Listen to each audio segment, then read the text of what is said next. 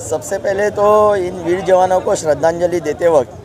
बहुत दुख होता है इस बारे में, इस तरीके के आंदोलन करने के लिए। इसके पीछे कारण ये है कि जो दहशतवाद के विरोध में ये वीर जवान हमारे रक्षण करते हैं,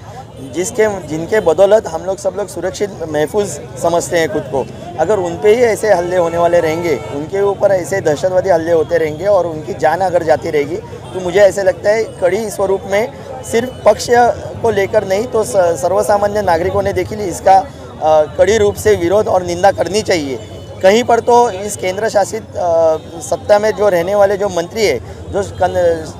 संरक्षण मंत्रालय है, इनको कहीं पर तो ये विरोध दिखाना बहुत ज़रूरी है। अगर ये ठोस कार्रवाई नहीं कर सकते, अगर इन दहशतवादियों को, अगर इन घुसपैठियों को अगर मार नहीं सकते, तो हमारे लोगों की जो जान जा रही है, हमारे वीर जवान जो शहीद हो रहे, तो कहीं पर तो उन्होंने ये सब चीज़ों में काम करके कुछ तो ठोस कार्रवाई कर इन देश में रहने वाले इन नागरिकों को ये बताना चाहिए कि केंद्र शासन है या तो फिर राजीनामा। ताज्जुब की बात है कि अगर ये सब करके जो ये केंद्र शासन का इंटरेस्ट था कि 373 कलम हटाने से ये सब हो जाएगा,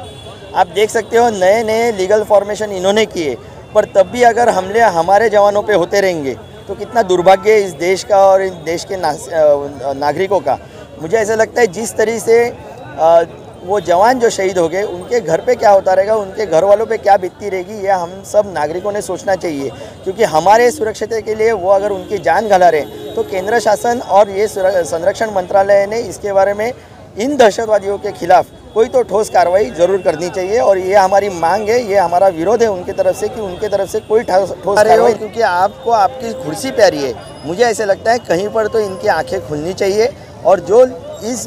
वीर जवान जो शहीद हुए उनके लिए कुछ तो करना चाहिए, ताकि इसके आगे कभी भी जो हल्ला हो जाए उस पर हम लोग ये घुसपैठियों को मार गिराए, ये दहशतवाद के खिलाफ ठोस कार्रवाई हो। मैंने बार बार यही कहा, अभी भी जिन चैनलों को मैंने इंटरव्यू दिया, मेरा कहना बहुत सिंपल है कि आप कोई भी चीज़ होने के बाद एक्शन लेते हो, अगर इसके प्रिकॉशंस अगर पहले लेते तो इस तरीके का हमला या इस तरीके के जवान शहीद नहीं होते। तो मुझे लगता है इसके आगे जाकर केंद्र शासन में जो IAS अधिकारी है, जो IPS अधिकारी है, जो बड़े स्तर पे जो ऑफिसर बैठे हुए, डिफेंस एकेडमी जो ऑफिसर है, इन लोगों ने ये सब कार्रवाई करने के पहले हमारे जवान शहीद नहीं होंगे इसके बारे में प्रिकॉशन लेना ज़रूरी है। और